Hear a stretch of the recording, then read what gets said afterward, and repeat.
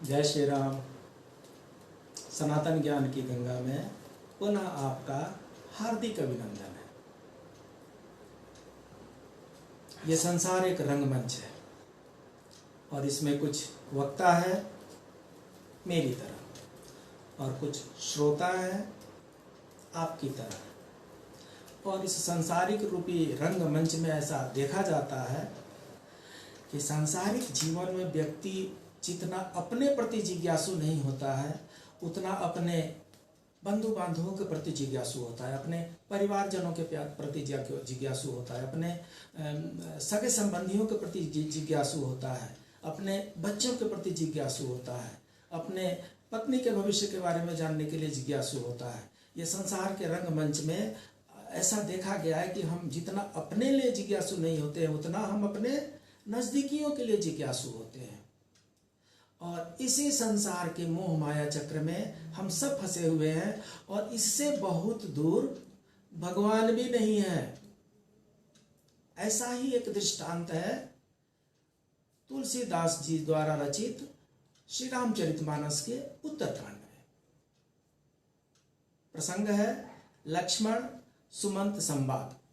लक्ष्मण जी उत्तरकांड में सुमंत जी से पूछते हैं, हे सुमंत जी, कितना अच्छा होता अगर मनुष्य आगे क्या होने वाला है वो पहले ही जान जाता। मतलब अपने भाग्य के बारे में पहले ही जान जाता तो कितना अच्छा होता।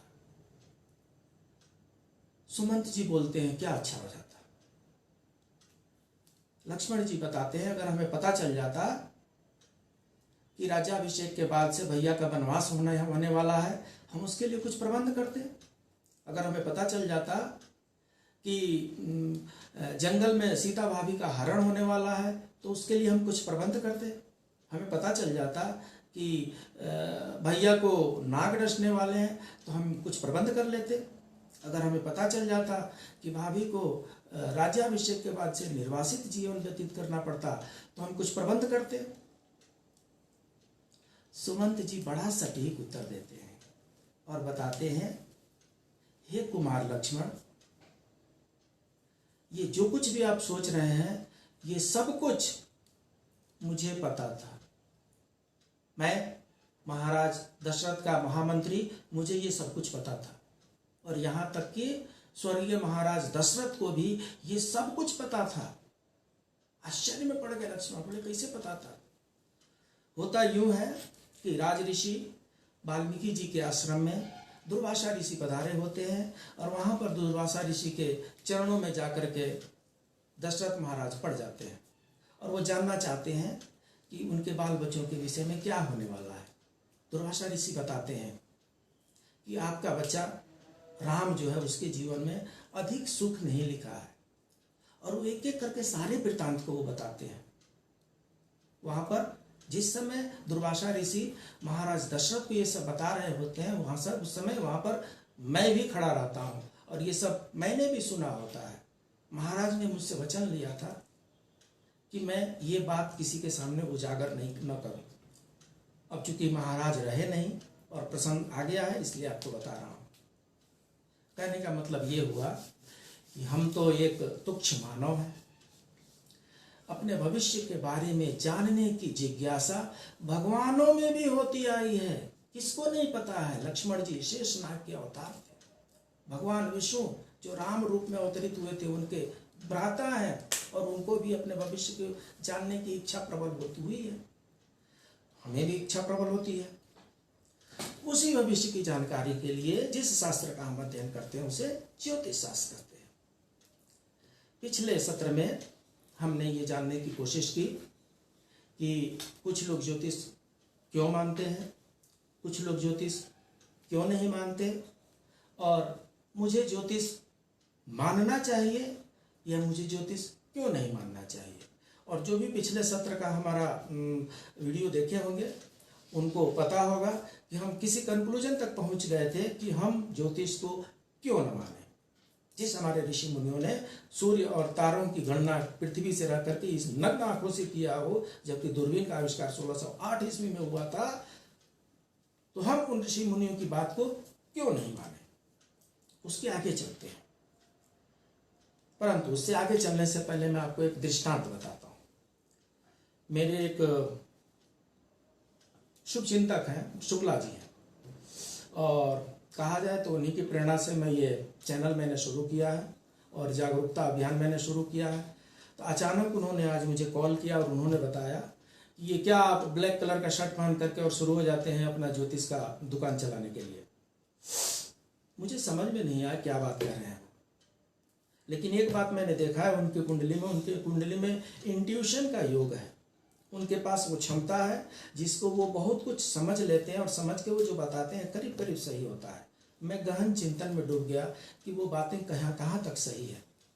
तत्पश्चात मुझे ध्यान आया कि मैं मांगलिक हूँ, प्रचंड मांगलिक हूँ, और मंगल का और शनि का जो संबंध है वो शत्रु का संबंध है।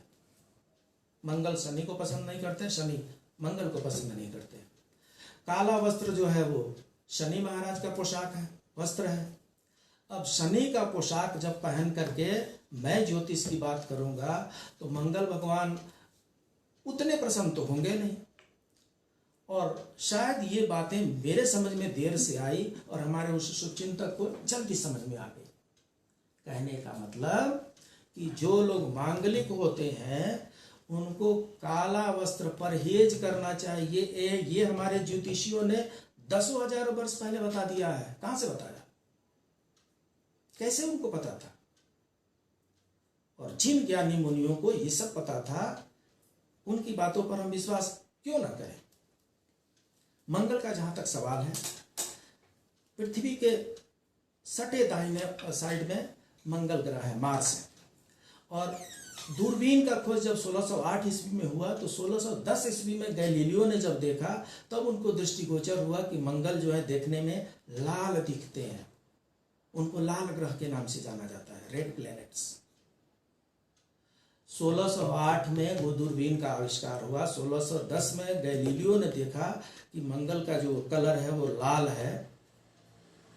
दसों हजार साल पहले ऋग्वेद की रचना की गई है और इस ऋग्वेद में यह वर्णन है कि मंगल लाल होते हैं। हमारे ज्ञानियों को कैसे पता था?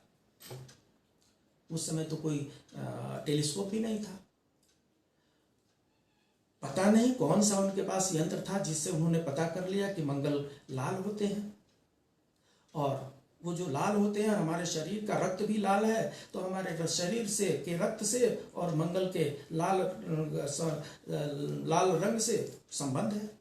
ऐसा देखा गया है कि जो मांगलिक होते हैं उनमें से बहुत लोग बीपी का कंप्लेन लेकर के आते हैं। जो मांगलिक होते हैं उनको क्रोध की उबाल आती रहती है। जो मांगलिक होते हैं उनको मंगल के दिन लाल वस्तुओं को दान करने की सलाह दी जाती है। अब ये बताइए कि जिन ऋषि मुनियों ने बिना दूरबीन के ही मंगल ग्रह की स्थिति पता कर ली, मंगल ग्रह का रंग पता कर लिया, मंगल ग्रह के प्रभाव को मानव जीवन पर पता कर लिया, उनकी बातों पर मैं भरोसा क्यों न करूं? इन सब चीजों को जानने के बाद से मेरा विश्वास, मेरा भरोसा ज्योतिष में और बढ़ जाता है। इसके बाद चलते हैं सूर्य भगवान के पास। सूर्य जो है सोलर सिस्टम में जितने भी प्लेनेट हैं वो सब सूर्य के इर्द गिर्द ही चक्कर लगाते रहते हैं। ज्योतिष में सूर्य को पिता कहा गया है। ध्यान देंगे आप, ज्योतिष में सूर्य को पिता कहा गया है। पिता का मतलब वो होता है जो और किसी को जन्म देता है। आश्चर्य की बात है, गहन आश्चर्य की बात है कि आज के वैज्ञानिक ये मानते हैं कि ये जितने भी प्लेनेट्स हैं, Mercury, Venus, Earth, Mars, Jupiter, Saturn, Uranus, Neptune, ये जितने भी प्लेनेट्स हैं ये सब सूर्य से ही विखंडित होकर के बने हैं। सूर्य का विखंडन हुआ, उस विखंडन से ये धरती बनी है। धरती शांत हुई और तब जाकर के धरती बनी है। हमारे ऋषि मुनियों को, हमारे ज्ञानियों को, प्राचीन मुनियों को कैसे पता था कि सूर्य से विखंडित होकर के ये सब बने हैं? और जिन ज्ञानियों को ये सब कुछ पता था उनकी बातों पर मैं भरोसा क्यों नहीं करूं? तो जिन ऋषि मुनियों ने ये सब बताया कि मंगल ग्रह लाल होते हैं और उस दिन लाल वस्त्र दान करना चाहिए, लाल वस्तुएं दान करना चाहिए, उससे मंगल ठीक होते हैं, उन पर भरोसा मैं क्यों ना करूं। उसके बाद से सूर्य की बातें हो रही थी, तो सूर्य को पिता का कारक माना गया है और सूर्य से ही ये सारे ग्रह विखंडित हुए हैं और उनके विखंडन से सूर्य बने हैं और इसलिए उनको पिता माना गया है। अब ये बताइए कि जो हमारे ऋषि मुनि यहाँ से 15 करोड़ किलोमीटर दूर सूर्य की स्थिति पता कर लेते हैं, यहाँ से 15 करोड़ किलोमीटर दूर सूर्य के बारे में ये जान लेते हैं कि इनके विखंडन से ये सारे ग्रह बने हैं, और वो सब बातें वो ऋग्वेद में लिख देते हैं, वो जो 10,000 साल पहले से लिखा हुआ है, तो मैं उनकी बातों पर भरोसा क्यों नहीं करूं। अगला दृष्टांत विष्णु पुराण से लेते हैं। विष्णु पुराण में एक वराह अवतार आता है विष्णु भगवान का। पहला जो होता है मत्स्य अवतार होता है, दूसरा कच्छप अवतार होता है, तीसरा वराह अवतार होता है। वराह मतलब सुअर का अवतार होता है। उस अवतार में भगवान विष्णु को ऐसा दिखाया जाता है कि समुद्र के नीचे पृथ्वी माता को धसा देता है कोई राक्षस, और वहां से धसी हुई तुलसी पृथ्वी माता को वराह अवतार भगवान विष्णु अपनी दांतों पे, अपनी सूंडों पे उठा करके ऊपर एक बॉल की तरह लाते हैं, गेंद की तरह लाते हैं। हाँ? अब ये बताइए, टेलीस्कोप का आविष्कार 1608 ईस्वी में हुआ है। गैलीलियो ने ये सब की संरचना 1610 ईस्वी में की है। विष्णु पुराण में हमारे मनुष्यों को कैसे पता चल गया कि हमारी पृथ्वी गोल है, ये पृथ्वी मनुष्यों को कैसे पता चल गया। यहाँ तक कि इंडोनेशिया में बाली में भी एक जगह है जहाँ पर वाराह को दिखाया गया है कि वाराह के दांतों पर गेंद के आकार की पृथ्वी लेकर के वो ऊपर निकल रहे हैं। हमारे ऋषि मुनियों को कैसे पता था कि पृथ्वी हमारी गोल है। और जिन ऋषियों मुनियों को बिना किसी यंत्र तंत्र के ये सब कुछ पता हो, उनकी बातों पर मैं भरोसा क्यों ना करूं। इससे मेरा विश्वास और भी दृढ़ हो जाता है। इसके आगे चलते हैं, शनि पर नजर डालते हैं। शनि जो है पृथ्वी के बाद मंगल के बाद बृहस्पति के बाद शनि, बहुत दूर है शनि। और हमारे पुराणों की बात बाद में करते हैं। हमारे रामायण में ऐसा एक दृष्टांत आता है जब बताया जाता है कि रावण के पुत्र मेघनाद के 11वें घर से 12वें घर में जब शनि महाराज प्रवेश करते हैं तो रावण उनकी टांग पे प्रहार करता है और वो टांग से लंगड़े हो जाते हैं। ये बातें कितनी सही है नहीं पता। हो सकता है कि रावण ने महिमा मंडन करने के लिए अपने लोगों के बीच में ऐसी बातें बना दी हो, लेकिन एक बात सही है कि शनि बकरी है, शनि टेढ़े चलते हैं, और शनि टेढ़े चलते हैं, शनि बकरी होते हैं। ये हमारे ऋषि मुनियों को पहले से पता था। हमारे ज्योतिष के जितने जानकार हैं उनको पता है कि जिनका शनि खराब होता है वो या तो लंगड़े लूल्हे हो जाते हैं और नहीं तो वो देर से चलना प्रारंभ करते हैं। बहुत से बच्चे होते हैं जिनका शनि खराब होता है, वो देर से चलना प्रारंभ करते हैं, उनकी टांगों में कोई ना कोई समस्या लगी रहती है। शनि बकरी है, वैज्ञानिकों ने ये 1610 के बाद जाना है। हमारे ऋषि मुनियों को कैसे पता था? और जिन ऋषि मुनियों को ये सब पता था उनकी बातों पे मैं भरोसा क्यों ना करूं। इसके बाद चलते हैं शनि से थोड़ा सा पहले जुपिटर पर आते हैं। इंग्लिश में जुपिटर, हिंदी में बृहस्पति कहते हैं और ज्योतिष में गुरु कहते हैं। इनको भी समझ लेते हैं। हिंदी में एक गुरु शब्द है और गुरु का अर्थ होता है भारी, हेवी, सबसे भारी। गुरु का मतलब बड़ा। जो टीचर होते हैं उनको हम गुरु कहते हैं ना। गुरु मतलब बड़ा, मुझसे बड़ा, सबसे बड़ा, जिनको हम सबसे ज्यादा इज्जत सम्मान देते हैं उनको हम गुरु कहते हैं। टेलीस्कोप का आविष्कार 1608 ईस्वी में हुआ है। गैलीलियो ने प्लैनेट्स को 1610 ईस्वी में देखा। हमारे ऋषि मुनियों को 10,000 साल 15,000 साल पहले कैसे पता था कि ये जुपिटर जो ग्रह है यही सबसे बड़ा ग्रह है, यही सबसे भारी ग्रह है। और दूसरी चीज ये है कि जो लोग ज्योतिष जानते हैं उनको सलाह दी जाती है कि बृहस्पति को प्रसन्न करने के लिए येलो ड्रेस पहनिए, पीले कलर का वस्त्र पहनिए, पीले आहार लीजिए, पीले प्रकार के सामान को दान में दीजिए। हमारे ज्योतिषियों को बृहस्पति का रंग पीला कैसे पता था? और जिनको ये सारी चीजें पता हो गई उनकी बातों पर हम भरोसा क्यों नहीं करें? इन सब बातों से मेरा विश्वास उन पे और बढ़ जाता है। चंद्रमा, जैसा कि कल भी बताया गया था, चंद्रमा पूर्णिमा के दिन एनर्जी लेवल उनका बड़ी हाई हो जाता है। और एनर्जी लेवल हाई हो जाने के चलते जितने भी मानसिक रोग के शिकार लोग होते हैं, पूर्णिमा के दिन उनका रोग जो होता है उफान पे होता है, बढ़ जाता है।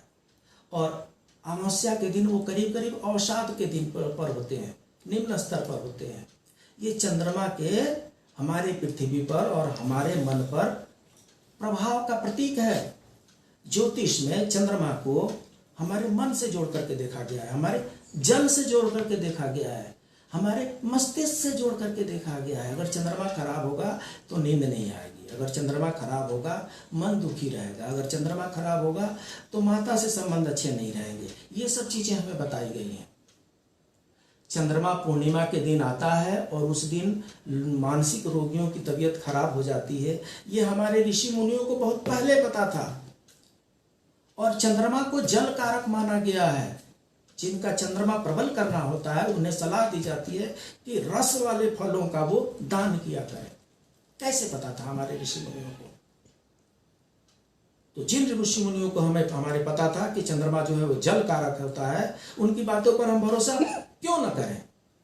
और एक और भी आश्चर्य करने वाली बात है, जो लोग केमिस्ट्री पढ़ते हैं उनको पता है चांदी एक धातु होती है, सिल्वर इसको इंग्लिश में कहते हैं, और एजी उसका केमिकल नेम है।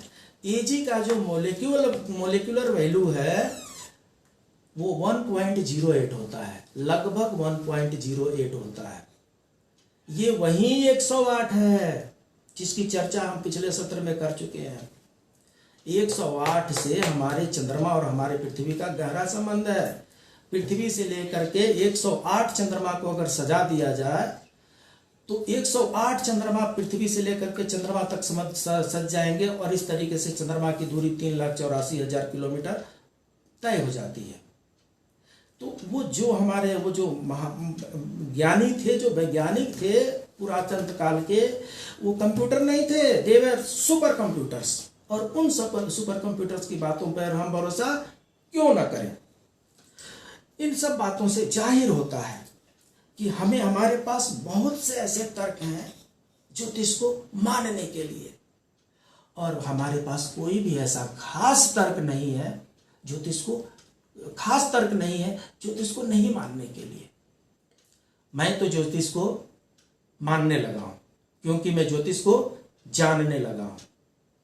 मुझे उम्मीद है आप भी ज्योतिष को अब जानने लगे हैं और आप भी ज्योतिष को अब मानने लगे हैं। अगले सत्र में इसके आगे की चर्चा। जय श्री राम।